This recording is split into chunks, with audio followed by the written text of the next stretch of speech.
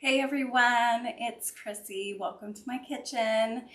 I had a lot of questions when I made sous vide egg bites a few weeks ago. And so I thought I would do a whole video showing these, but today I'm going to try them pressure cooker. So sous vide, if you're not familiar with it, is cooking under vacuum, and you're using a controlled temperature water bath to cook your food. It takes a while. But the results typically are amazing. So because it takes a while, I thought, well, let's try the shorter version. So this recipe I'll post here in my Facebook group, and you guys will get to see both versions. The Deluxe Multi Cooker that I'm going to use today can sous vide and pressure cook, as well as a lot of other things. The last time I made this, not only did I do sous vide, but I did some things a little differently. I wanted to see what would happen if I blended all of my ingredients ahead of time to make a fluffier, even creamier consistency. So that's what we're going to try today. Because I'm doing the pressure cooker version, you use a little less egg because you want to allow for expansion. So I have 4 eggs in my deluxe cooking blender. And I want to know, are you guys into egg bites, like those ones from a very popular coffee house? Because I love them. All right, and then I'm going to do 1/4 cup of cottage cheese. That's going to give some really nice creaminess, and I think I'm just using like a low fat. All right, so that's all I'm going to start with. Oh, let me do a little pepper too. I've got my pepper grinder here, and I'm just going to eyeball it.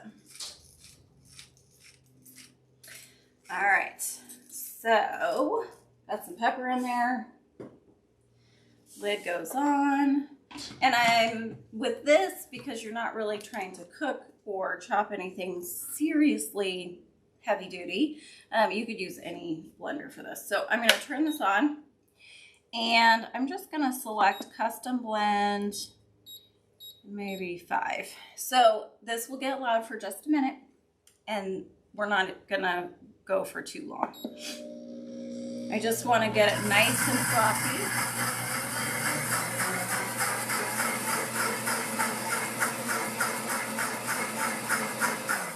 I'd say that's good. The other nice thing about this blender is that it cleans itself. So let me unplug it and just move the base out of the way so that I can slide my Deluxe Multi Cooker into place here.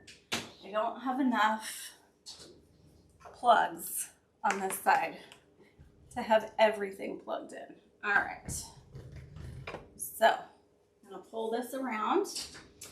All right, so in the bottom, when you sous vide, you're gonna need 7 cups of water, but I know just from cooking with my pressure cooker for as long as I have, that I don't need that much liquid. So, and it takes a lot longer when you have a ton of liquid to get it to come to temperature. So I'm not gonna worry about that. So this is the egg bite tray. There are 7 wells, and it comes with the lid, and it has a little rack, okay? So ahead of time, what I did, I just brushed this with some oil, just using my chef's basting brush. And then I have some Gruyere cheese because those egg bites are my favorite.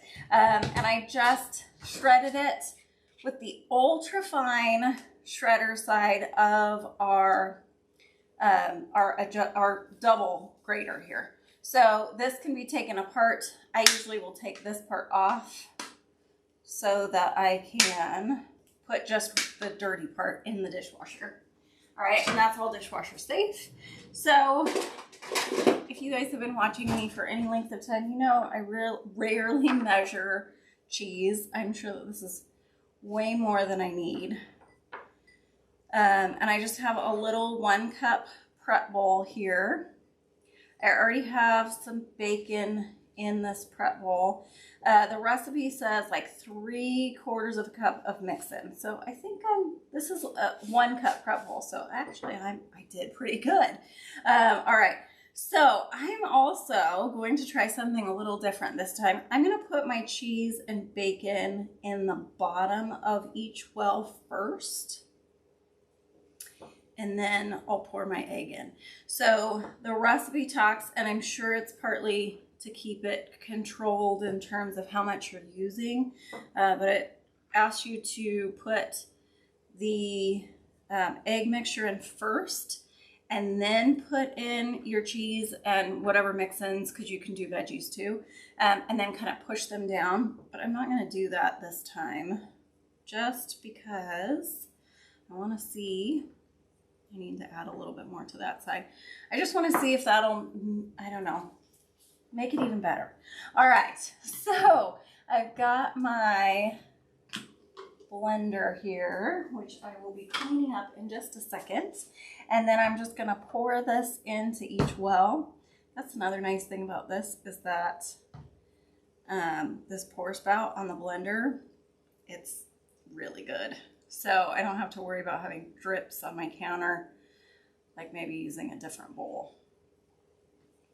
All right, and the nice thing about the pressure cooker version is that as opposed to 2 hours, let me look at my recipe. I think it's like 2 hours.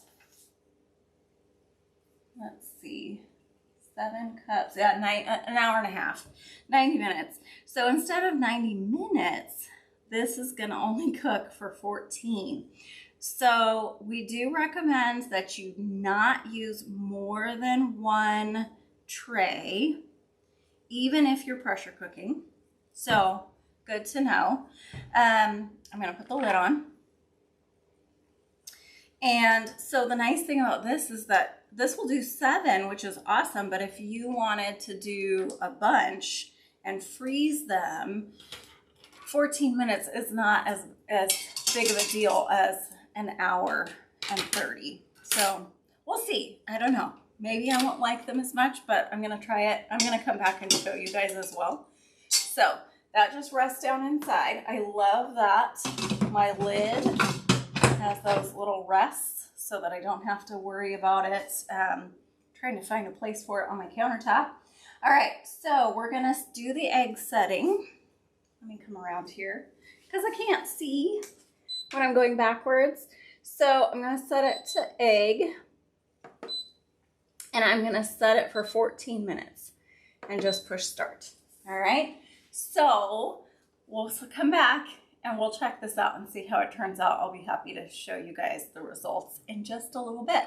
So again, let me know if you're watching this in replay. Let me know, do you like egg bites? Are they something that you like to have on the go? Is that something you like to get when you go to that major coffee chain? All right, I'll see you guys in a little bit.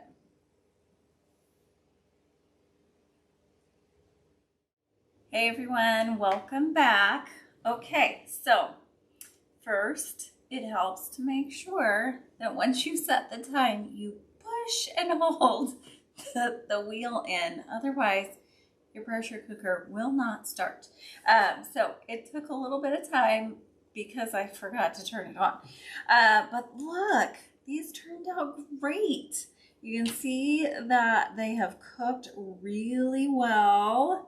And then they should, yeah, look. So I love that it's silicone because you can just pop them out. Let me zoom in so you guys can see this. So check that out. Look, it just pops right out. So these look really good. I feel like they have a little bit more texture maybe than the sous vide ones that I did. But I feel like, and of course, I changed some things up a little bit. So next time I make my sous vide version, I'm gonna blend, because obviously my eggs were certainly fluffier than the last time. But these look really, really good. I'm excited to try them. They're still way too hot to even take a bite out of, but I wanted to show you the final results. So 7 egg bites done for the week. Thank you guys so much for joining me. If you missed the first version of this, go back to the beginning and you can see that here in my Facebook group. Hope you guys are having a wonderful day, and I'll talk to you soon. Bye.